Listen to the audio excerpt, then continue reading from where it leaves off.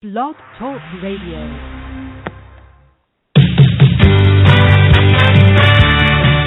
You're listening to Talent Culture's T-Chat Radio. The World of Work is live now on the radio with Megan M. Biro and Kevin W. Grossman, because middle initials count. Come down, turn the radio on. Take my hand, turn the radio on. Come on, my favorite song, baby. Let's dance, turn the radio on. Welcome, everybody out there in Talent Culture T-Chat Show land. It is Wednesday, it's October 7th, and we've got another great show. This is Kevin W. Grossman with you as always. I'm back from the Talent Board Candies Conference we had last week, and we can talk more about that in a bit. But, of course, with me as always is the lovely and talented Megan M. Biro. Hello, Megan. Hello, Kevin. Hello, T-Chat community. Hello, world. It's good to be here. Hello, world. Yes. I'm at the home office today here in Cambridge, just sitting still, waiting to get ready for my next travel adventure. So I get to see all of you here on the podcast over at HR Tech in Vegas. So kind of starting to gear up for that. Exciting, always. Yeah, we've got, speaking of that, so again, for those of you keeping score at home and are big supporters of the candidate experience and the program that Talent Board has kicked off 4 years ago, we had our big annual event with announcing the latest 50 winners this last week, which is great news. Very happy to be a part of that program now. But we've got HR Tech coming up, and we've got a live show, Megan, that we're going to be doing from that, right? That's right. Yeah, we've got a panel. Looking forward to that. We've got a great as well. panel. Yeah, more info on that coming soon. We'll start putting that together and by the end of the week and getting that out there. We got a great show today, right? Which of course is from our we do. brought to you by our good friends at Dice in particular. Absolutely. Thank you, Dice, for making all of this possible. And our other wonderful sponsors. Thank you. Gratitude with a hashtag and all that good stuff. So, let's dive into this. I mean, last week we talked about the neuroscience of what keeps leaders up at night, and this week we're going to be talking about why sourcing referrals can improve retention. Predicting new employee tenure is about as easy as predicting the weather, right? We all know that. Even with the various data inputs and algorithms we have today, most people these days stay in their jobs about 3 to 5 years. Pretty staggering info there. Not a surprise probably to many of you, certainly not to myself, but it's not just the millennials that I know. I've been blogging around and tweeting around for many weeks now. I'm back on the millennial kick, everybody. But it's not just the millennials moving around for better opportunities. All generations do it. And that's something that I find really interesting and something I want to unfold a little bit more with our guest today on the podcast. But one thing is clear, referrals can and do have an impact on employee retention. If you're satisfied at work, your performance is consistent, you feel part of the team, and the culture, of course, we want to be rewarded fairly, right? And you become then a brand advocate, right? You become an ambassador saying, hey, I want to talk about this. This is so cool. Not always easy, we know this, right? But that's the ideal, that's the nirvana, right? If these referrals have a similar experience to those who referred them, they will in turn potentially last maybe a little bit longer at your company, and maybe they're going to tell their friends about it. Maybe they're going to tell their relatives about it, their colleagues, their Facebook friends, you name it, right? We've got a lot of different channels to spread the good word about, what it's really like to work in the company you're at. So, in fact, even candidates that don't get hired will make referrals if their experience is a good one. So if you're listening right now to this podcast, and I hope you are, and you want to participate in the Twitter chat during the show or for the T-Chat Twitter chat portion afterwards, immediately following the podcast, do it. Thank you for being here with us. And, let's introduce our awesome guest today, shall we? Absolutely. So we first got Jessica Miller Merrill, who's at Blogging for Jobs, for you on the Twitters that know her well. She, of course, is SPHR certified. She's an author, speaker, HR pro, and a workplace social media expert who has a passion for all things recruiting, training, and of course, social media. And she's the president and CEO of Exceptional HR and a leader in the HR community with more than a baker's dozen plus, I guess at this point, right, Jessica, of industry experience. Welcome, Jessica. Thank you. Excited to be here. Excited to be tweeting and talking. Two of my favorite things. Excellent.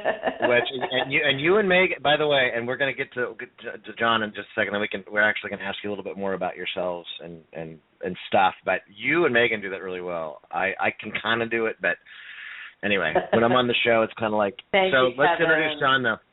Yeah, no, you both do that really well. So John Sumser, who's at John Sumser on the Twitters, he's the principal analyst at Key Interval Research.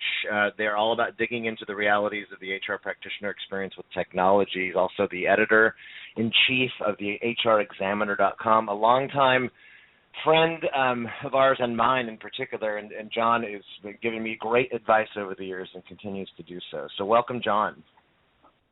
Hey, thanks, Kevin. It's great to be here. And hello, Jessica, and hi, Megan. Hi.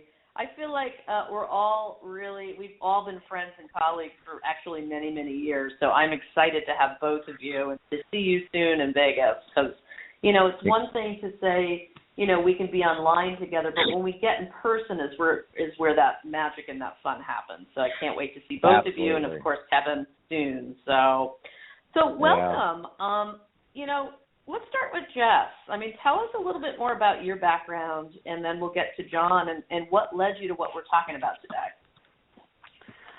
Well, as Kevin mentioned, I have been in HR for quite a while. Started out as a practitioner, working in a variety of roles, and was just looking for sort of a different way to do things, and fell into blogging and this business, and really spend my time looking at trends and technology and all the cool stuff that is coming out in HR. So, and there's a lot of stuff in HR and recruiting.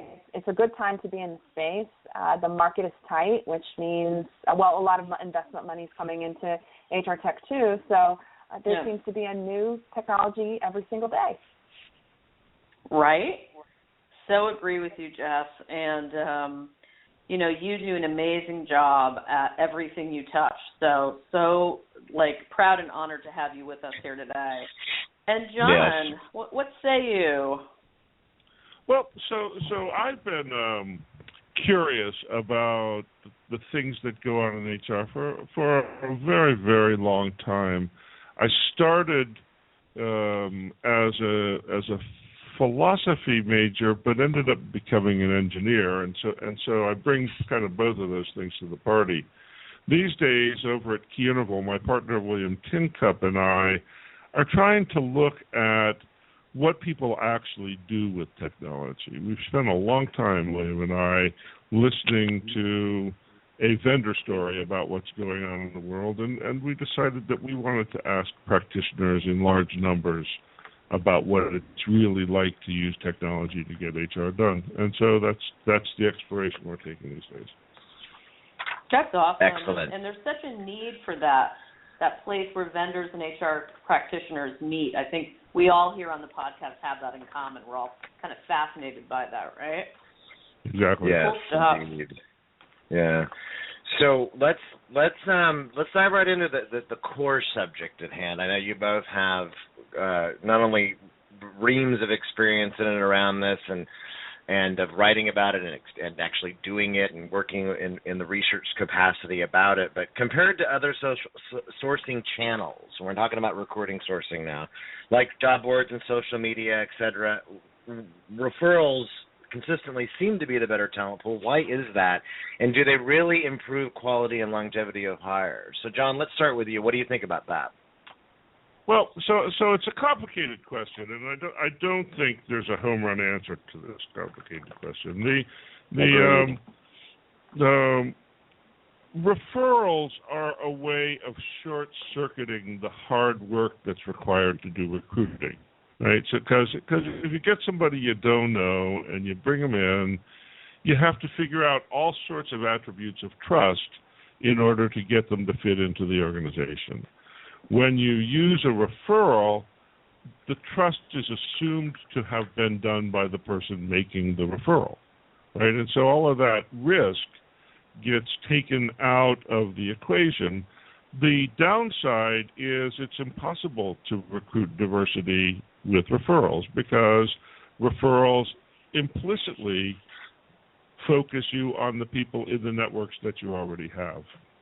Right. So it's a complicated thing if what you want is to be very sure about the people you're working with, and that homogeneity is a good idea. Then referrals are a great thing, and that really can help a company that's growing fast. Right. It may not be what you want to do if you're trying to overhaul the company. That's an interesting point. Yeah, no, I like that take. Jessica, what do you think? I like the concept of referrals. I think that it poses a problem, as John described.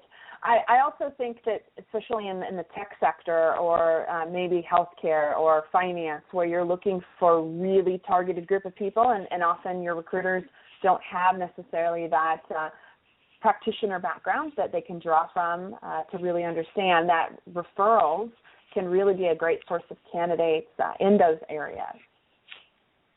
Yeah. You know, it's interesting because a lot of organizations that I've been talking to recently, whether people fluent or now in this capacity of a lot of big global multinationals or even smaller mid-sized companies too, the whole idea, and John, you hit on this quite readily about diversity initiatives.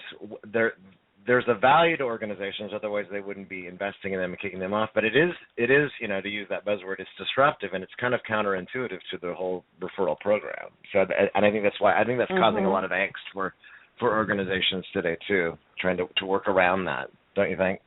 Well, it's interesting because there are really two ways of getting at the same problem. Everybody knows that what makes organizations fun and flexible and agile and adaptive and productive is the degree to which everybody in the organization trusts everybody else. Trust is the variable that makes an organization great or makes it fail.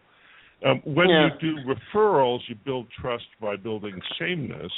When you do diversity, it's harder, but the trust is amazing because you build trust by learning how to expose your vulnerabilities to people who are different than you. And that's a way more adventurous way to build trust, a way more exciting way to build trust than referrals, but it's harder. It's harder. Yeah, it is harder. Yeah, agreed. Do you have any examples, John, in your practice today of companies or brands who are doing just that, kind of taking that more radical approach to making that retention program? Yeah. The real leaders in the business. I was at a conference yesterday of people who are doing referral and retention data as their work, and so the companies like Google and eBay and Pfizer and a lot of big pharma companies are very aggressively trying to build productive, exciting, trust-based workforces by combining people with different capabilities, and they're able to do this because they have a layer of data around what's actually happening in the workplace. So it isn't just tick off a box and hire somebody to fill a quota, but it's to constantly work on what does great management mean. And when great management includes having a range of opinions and a range of ideas, then diversity starts to be something that you can measure with its effect on productivity and trust in the organization. Yeah, definitely. Right. So, from your perspective, sorry, Jessica, I'm off. on that? Yeah, very interesting.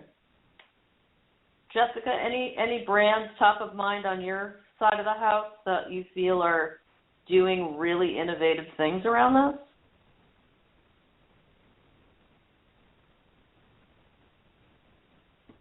Oh, did we lose her? Are you, hey, sorry, are you there, Jessica?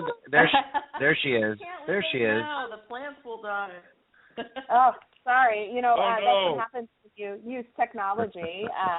Yeah, right. Things happen. So, anyway, I think that, you know, you can go off the list of the most innovative companies like John's talking about. However, I think that most of us don't work for Google. As much as I would love to, Google, give me a call if you're available. But the rest of us, you know, the 99%, we're looking for innovative ways to build a retention strategy, or to add diversity in our team, or to look at referrals as an option for our organization. It doesn't have to be super complex. It can be as simple as asking your team to refer their friends. I find that monetary compensation and incentive is sometimes the best way to do that. And in my experience, referrals were my second best source of candidates. Social media for me when I was in corporate was number one, but referrals were number two.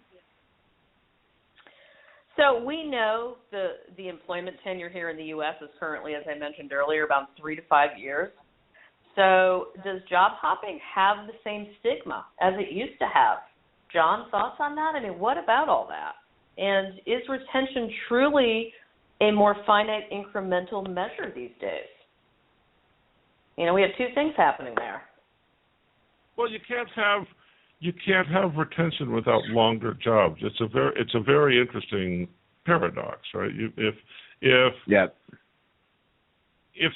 the average tenure is 3 to 5 years, and the question is how do you make people stay longer, I'm not sure that you aren't fighting the tide, and so if what retention does is it makes you able to move against the dominant trend.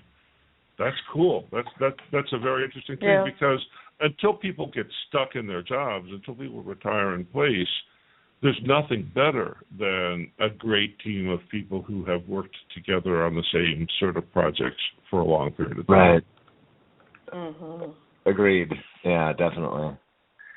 I was going to say that I think that tenure it really depends on the geographic area and the markets that you're at. I mean, being in the Bay Area, average tenure really is maybe a year, and it's totally acceptable to move on to the next opportunity. But maybe in the Midwest or some more conservative areas, that 3 to 5 mark is sort of more expected. I think that we should expect as employers that our candidates are going to be leaving us, if not this year, next year, if the economy holds, and we should be planning on ways to retain them or hire for their replacement. So that really starts with sitting down and talking to our folks. What do they want? What will make them stay?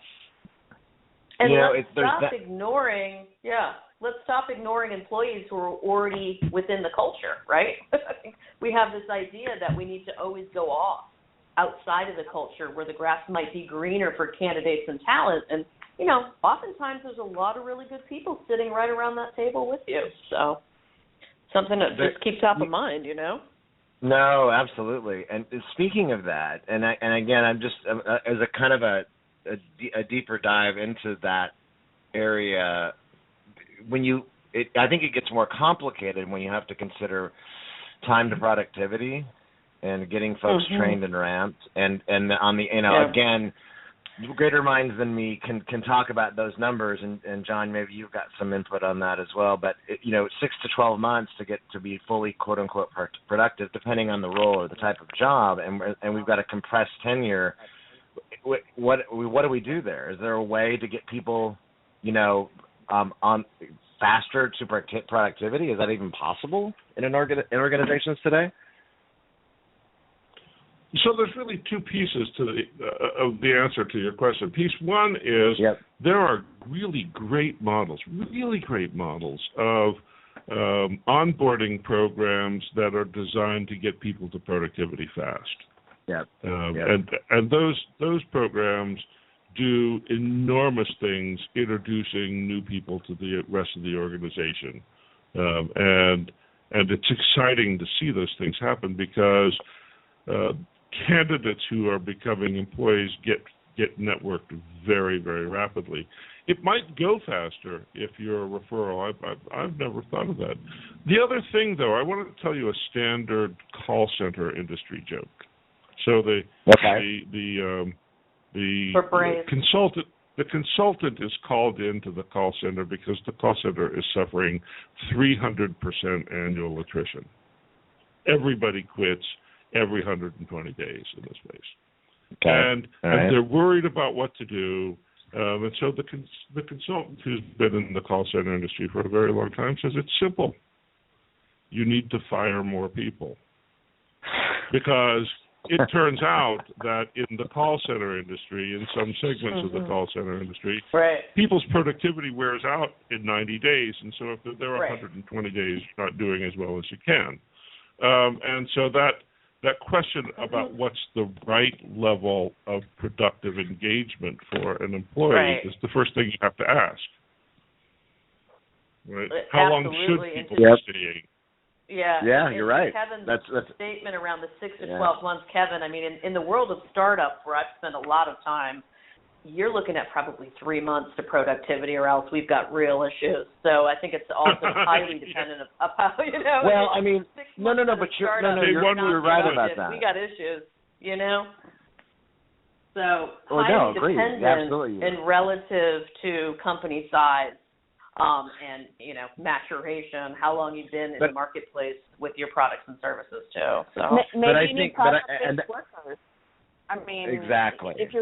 If you're just looking for a 90-day productivity, or a seasonal position like retail right now, that's what I'd be hiring for if I was at Target and Home Depot and Walmart, these places in HR, is I'd be hiring my seasonal workers. So maybe look at the project-based workforce to get the best out of them for that short period of time. I mean, frankly, I guess in a way I'm sort of a job hopper. I move from project to project, but I work for myself, right? So the way to show retention is to be self-employed, and then, it's okay to move from gig to gig. Right. And to your point, Jeff, a lot of us are becoming freelancers, aren't we? Lots and lots more of us out there, including myself, who's a small business owner. So, we're out there, John, you as well, really good point. I don't, exactly, and I ain't got no problem with it at all, because, listen, I've experimented quite a bit. I haven't. I've done lots of, and so I don't. I've done lots of things, but I guess my point of that, you're right about startups needing to really quickly get productive fast in smaller teams. It's the larger organizations that are really struggling with the compressed tenure, I think, and trying to revamp their programs. But let's move on to another question, because time is flying, of course, as it always does, which we love these discussions. What do you think? Well, I mean, I want to hear a little bit more about this 2015 candidate experience data that we collected from nearly 130,000 candidate responses revealed that 70% of candidates are likely or extremely likely to refer someone else to the employers they applied for jobs at, and nearly 80% of those weren't hired. So do these numbers surprise you, Jessica? I mean, does any of that Candy's data surprise you in any way? No, I mean, referrals are common, and they've been a great candidate source for a number of years, certainly since I started in HR in 2001. I'd be interested in hearing the data, and maybe these data guys that John's been talking to, and gals, can pull this info for us. But I'd like to know if the hiring process is expedited, if you are a referral. Is it accelerated? Because if so, and I'm thinking that it is. I mean, a referral is sort of the best way, or a recommendation, the best way to get through that black hole as a candidate. Everybody should be going the referral route. And can a better candidate and new hire experience translate into greater retention? That's the other question. John, you were going to say something? Well, yeah, of course, a better candidate experience translates into great retention, because who doesn't want to have a good time? And you know, if you could figure out how to make that awful process of getting a new job fun, if you make that fun, yeah, people are going to want to hang around a place that knows how to do that. Yeah, and it's still not that fun now. It's still not that fun, John. Wait, it's not fun when you have to. It's a little funner.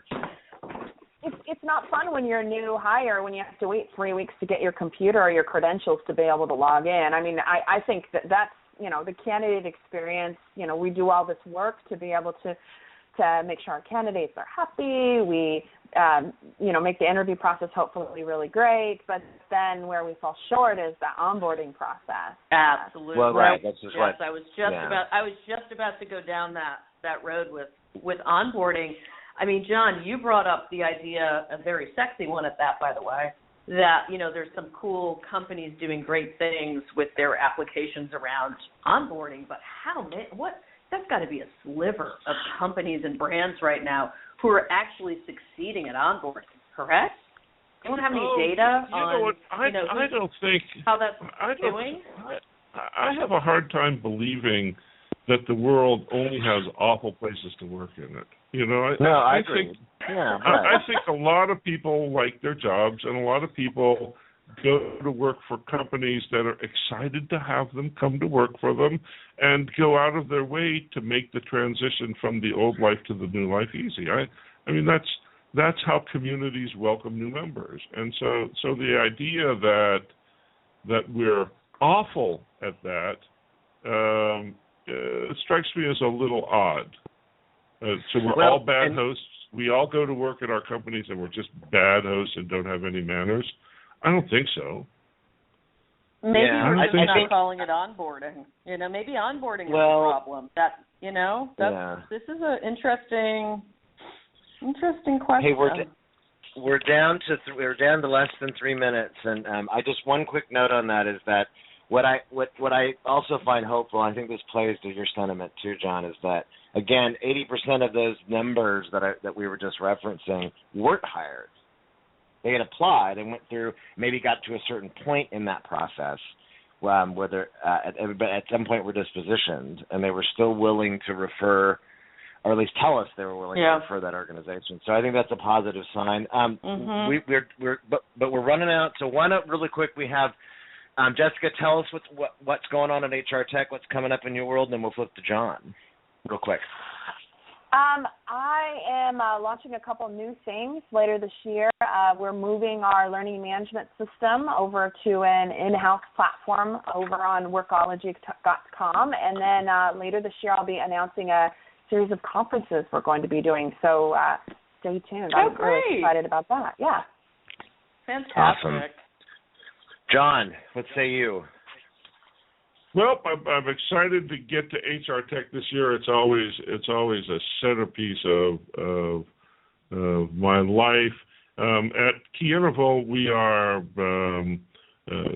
shifting our focus just slightly so that what we're going to do next year is take a very detailed look at the 40 different silos of software that make up the HR technical stack. So we've got a formula. It'll be an interesting process. We're really excited about the next year's worth of research. Wow, 40? Congrats. 40? That sounds really interesting. 40? 40. Wow. 40. Look forward to that. 40. The average HR department has 38.2 applications that it uses to get its job done. Yeah. And we've got cases of companies with 120. That's actually the same number of open tabs I have on my internet browser, coincidentally. Good God. There you go. Well, thank you both for being here with us today. Yeah. Thank you, community, for listening in. Let's continue this conversation over on the Twitters, and we'll see you here next week, same time, same bad channel. Over and out. Yeah, thank you, everybody. Guys. Thank you so much. Time for Twitters. All right. Get on the Twitter. Thank you. All right. Thanks, Jess. Yeah, thanks, guys. It was fun.